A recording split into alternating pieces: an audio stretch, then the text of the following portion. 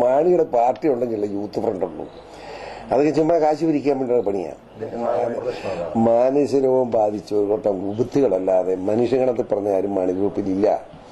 ഇന്നത്തെ വാർത്ത കണ്ടില്ലേ? മാണി കട്ടതാന്നുള്ള തെളിഞ്ഞ് കൈക്കൂലി പിടിച്ച് തെളിഞ്ഞിരിക്കുകയാണ്. മാണി ഇപ്പം ആത്മഹത്യയുടെ വക്കത്ത് നിൽക്കുകയാണ്. അങ്ങനെ രാഷ്ട്രീയ പ്രവർത്തനം നിർത്തുകയല്ലാതെ മാർഗമില്ല. കേരള കോൺഗ്രസ് എന്നുണ്ടെങ്കിൽ നടക്കാൻ പറ്റില്ല. മാണി എന്ന് പറഞ്ഞൊരു പാർട്ടി കാണില്ല. മാണിയുടെ ഭാര്യയെ കൂടി ഇപ്പം വിളിച്ച് ക്വസ്റ്റ്യൻ ചെയ്ത് കഴിഞ്ഞാൽ പിന്നെ മാണി ജീവിച്ചിട്ട് കാര്യമുണ്ടോ? അപ്പോൾ മാണിയുടെ പാർട്ടി, മാണി ഏത് സമ്മേളനത്തിനോട് വരുന്നു 31 ഇത് വരികയല്ല. അതിനിപ്പോൾ അയാൾ രാജീവ് ജയിലിൽ പോകും, ഒരു സംശയം വേണ്ട. ജയിലിൽ പോകുന്ന പണിയൊക്കെ അയാൾ ചെയ്ത് വെച്ചിരിക്കും. അതുകൊണ്ട് മാണി ഇവിടെ സമ്മേളനത്തിൽ വരുന്നത് ഞാൻ പ്രതീക്ഷിക്കുന്നില്ല. കൊല്ലത്ത് കേരള കോൺഗ്രസ് പ്രവർത്തകരെല്ലാം കൂടെ മാണിയുടെ കോലം കത്തിച്ചിട്ടുണ്ട്. ഇനി കോലമൊക്കെ ഇങ്ങനെ കത്തിച്ചുകൊണ്ടിരിക്കും. എന്റെ കോലം കുറെ കത്തിച്ചതല്ലേ, ഇനി ഞാൻ കത്തിക്കാം. അതെങ്ങനെ ഉമ്മൻചാണ്ടി നിന്ന് കരിങ്കള്ളനും കാട്ടുകള്ളനും മുഴുക്കള്ളന്മാരും എല്ലാം കൂടെ ഒരുമിച്ചിരിക്കുകയല്ലേ? അപ്പൊ പിന്നെ എങ്ങനെ രക്ഷപ്പെടാനെ?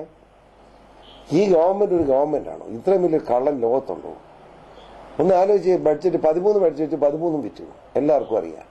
ഉമ്മൻചാണ്ടിക്കും അറിയാം. ഉമ്മൻചാണ്ടി ഇത് വീതം വെക്കല്ലേ ഇവര്? ക്യാബിനറ്റ് വീതം വെപ്പ് കമ്മിറ്റി അല്ലാതെ ക്യാബിനറ്റ് അല്ല കൂടുന്നത്. എത്രയും വേഗം രാഷ്ട്രീയം മാറി രാഷ്ട്രീയ മേഖല ശുദ്ധീകരിക്കാനുള്ള മാന്യത മാണിയും കുടുംബവും കാണിക്കണം.